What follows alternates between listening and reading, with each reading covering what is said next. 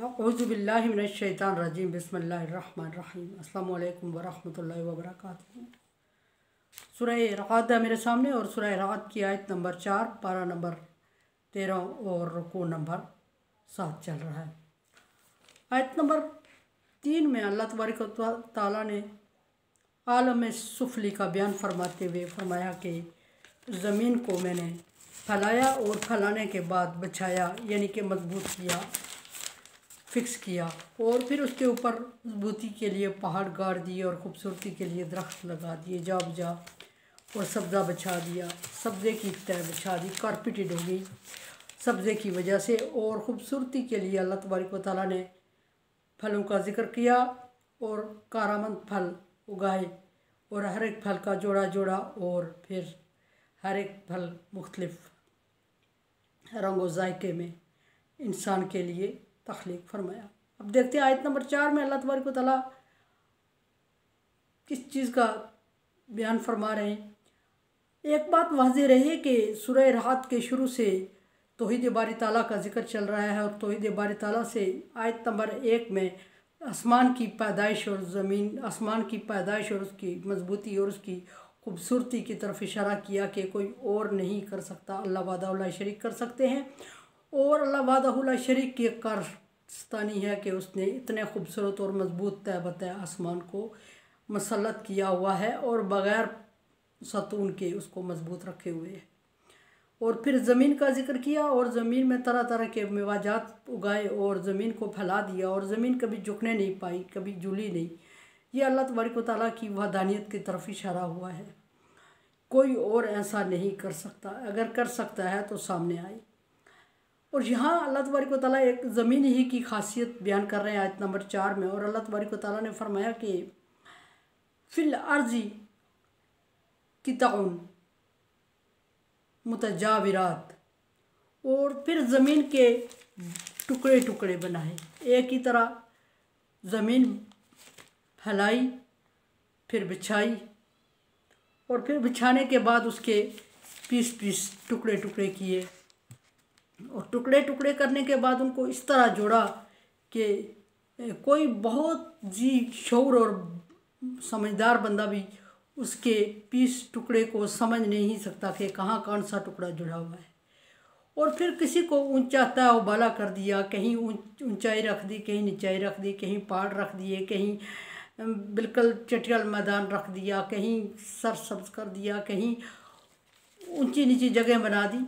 ये सारी ज़मीन की खूबसूरती की तरफ इशारा करते हुए अल्लाह तबारक व तआला ने फरमाया कि ज़मीन को टुकड़ों में तकसीम किया और फिर टुकड़ों को बड़ी खूबसूरती के साथ जोड़ दिया कि अक्ल और शऊर रखने वाला बंदा भी उसके टुकड़ों को समझ नहीं सका कि कहाँ से कौन सा टुकड़ा जुड़ा हुआ है।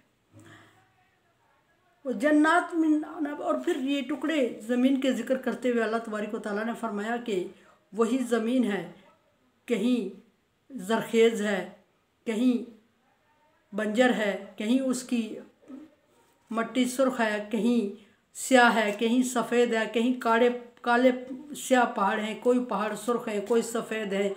और इसी एक ज़मीन को अल्लाह तबारक व तआला ने इस तरह डेकोरेट कर दिया कि किसी जगह चलना बहुत आसान है और किसी जगह बहुत मुश्किल है। कहीं रेतली मिट्टी है तो कहीं ज़रखेज़ है, कहीं पैदावार होती है और कहीं नहीं होती, कहीं एक ही जगह से एक ही तरह से पानी बरसाया जाता है, और कोई ज़मीन उसी पानी से बहुत सारी फसलें उगा लेती है, कोई थोड़ी कम उगाती है, कोई बिल्कुल नहीं उगाती। किसी की उगाने में किसी की ज़्यादा होती है पैदावार, किसी की कम होती है। एक ही तरह का पानी दिया जाता है, एक ही तरह के एरिया में वाक़ होती हैं, और किसी की ज़मीन में कोई अजनास उगती हैं और किसी ज़मीन में कोई अजनास उगती हैं। एक ही तरह की अजनास एक ही ज़मीन में नहीं हुआ करती। कोई डबल फसली होती है, ज़मीन डबल फसलें उगा जाती है, और कोई इतनी ज़रखेज़ नहीं होती, एक ही फसल गुजारा कर जाती है, और कोई बिल्कुल ही नहीं उगाती, और कोई झाड़ियाँ शाड़ियाँ और खारदार पौधे उगा देती है जिससे इंसान फ़ायदा नहीं उठाता, वो कोई फ़ायदा मंद नहीं होती। और ये तरह तरह की ज़मीन, और फिर इसी तरह पहाड़ उगा दिए, और फिर ज़मीनों के अंदर अल्लाह तबारक व तआला ने जो ज़मीन के ऊपर चीज़ें उगाई वो एक अलग चीज़ है। ज़मीन के अंदर मुख्तलिफ़ किस्म की मादनियात रख ली, और किसी के अंदर से किस तरह की मादनियात आती हैं, किसी के अंदर से किस तरह आती हैं, किसी के कोयला हो गया, लोहा हो गया, तांबा हो गया, सोना हो गया, ये सारी धातें ज़मीन के अंदर रख दी और ज़मीन के अंदर से इंसान को इल्म और अक़ल दिया और इंसान उसके अंदर से निकालता है। ये अल्लाह तबारक व तआला ने ज़मीन की खासियत बताई। और फिर इसी तरह रंग के हिसाब से देखें तो तरह तरह के ज़मीन के रंग और ख़ूबसूरती में देखें तरह तरह की खूबसूरतियाँ, और फ़ायदे और नुकसान में देखें तो तरह अलग अलग नुकसान और फ़वाइद हैं। जिसमें एक फ़ायदा है उसमें दूसरा नहीं है, जिसमें दूसरा है उसमें दूसरा नहीं है। बाद में सारे फ़वाइद रख दिए, बाद जगहों पे टुकड़ों पे सारे नुकसानात ही रख दिए, उसमें कुछ है ही नहीं और झाड़ियों शाड़ियों के अलावा कुछ भी नहीं उगता। ये अल्लाह तबारक व तआला की कुदरत है। हालांकि बारिश अल्लाह तबारक व तआला ने उस जगह भी बरसाई थी जहाँ कांटेदार झाड़ियाँ ही उगाई, और बारिश अल्लाह तबारक व तआला ने उस जगह भी बरसाई थी जहाँ कुछ भी नहीं होगा, रेतली ज़मीन में चटियाल मैदान है। और बारिश अल्लाह ताला वहाँ भी बरसाई जहाँ ज़रखेज़ हुआ और 2 फसलें उगाई, साल में 2 फसलें दे दी, 4 दे दी, 3 दे दी।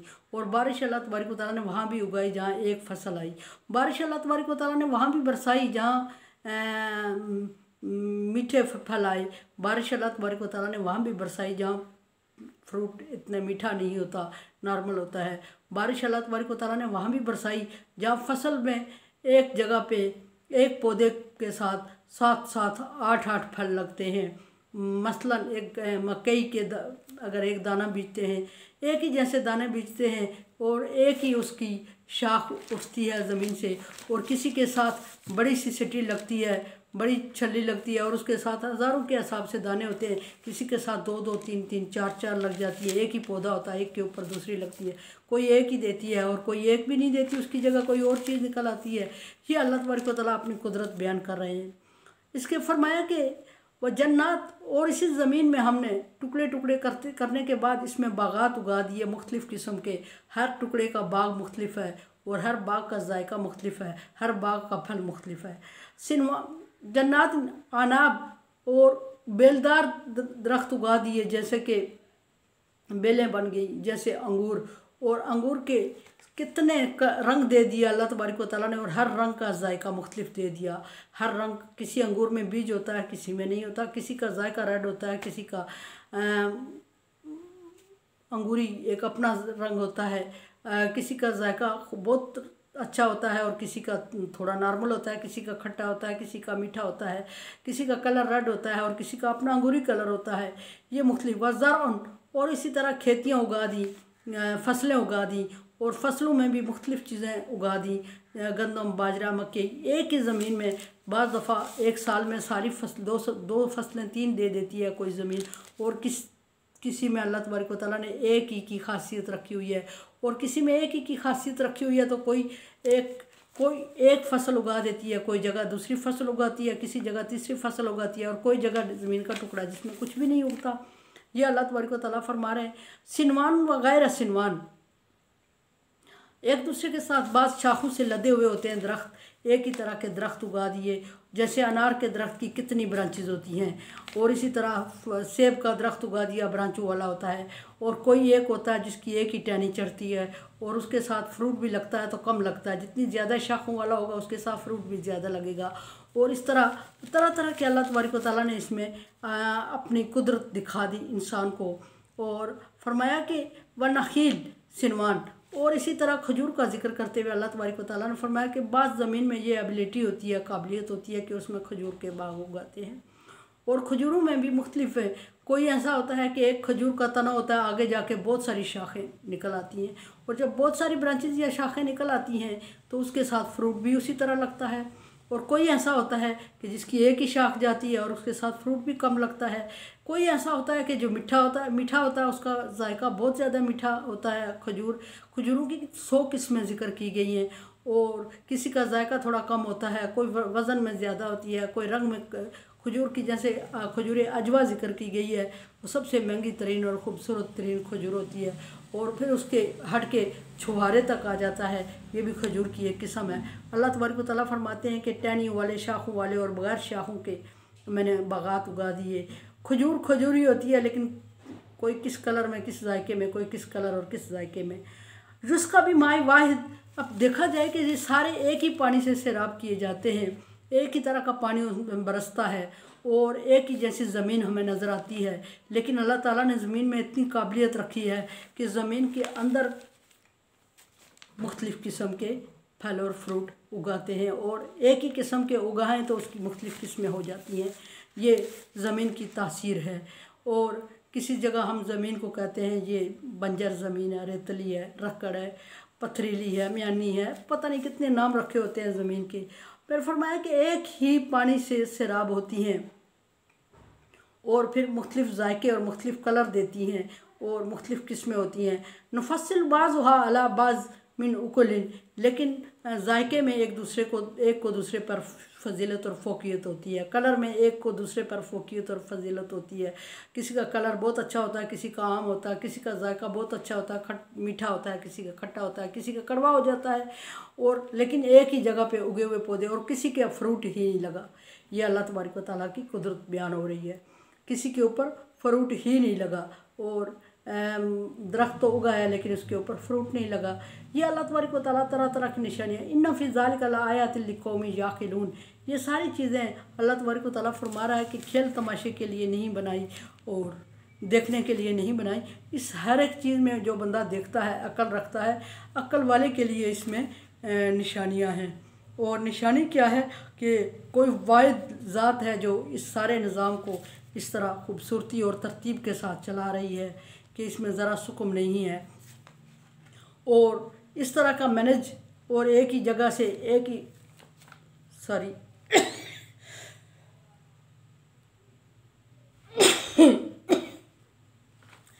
ही जगह पर इंसान जितनी कोशिश करे एक ही तरह की चीज़ उगा सकता है।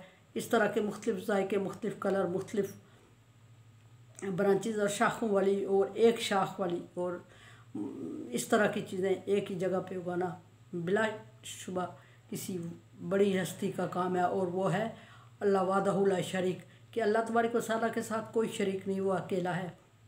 अगर उसके काम में कोई शरीक होता, कोई मददगार होता तो कहीं ना कहीं कोई कमी बेशी ज़रूर नज़र आती। लेकिन अल्लाह तबारक व तआला के निज़ाम में कहीं सुकम, कहीं कमी बेशी नज़र नहीं आ रही है। और ये हमें दावत देती है अल्लाह वादहु ला शरीक की तरफ। ये सारी निशानियाँ दलील नकली पेश की जा रही हैं सूरह रहद में। और दलील नकली बयान करने का मकसद यह है कि अल्लाह की वहदानियत पर यकीन लाया जाए और सोचा जाए कि कोई और है जो इस तरह का कर सकता है।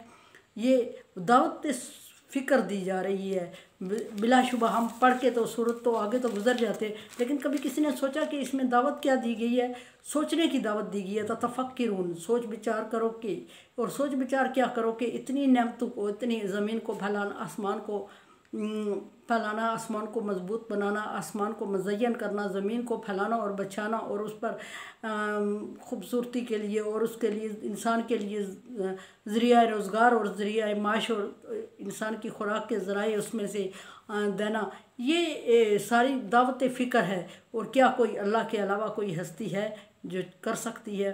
जवाब आएगा नहीं। तो फिर क्या साबित हो गया कि अल्लाह के अलावा कोई शरीक नहीं, अल्लाह वादहु ला शरीक है बिलाशुबा। मेरे चैनल को आप सब्सक्राइब कर रहे हैं, thank you so much. Like dislike as you like, दुआ किया करें। ला खौफुन अलैहिम वला हुम यहज़नून में कर दे अल्लाह ताला।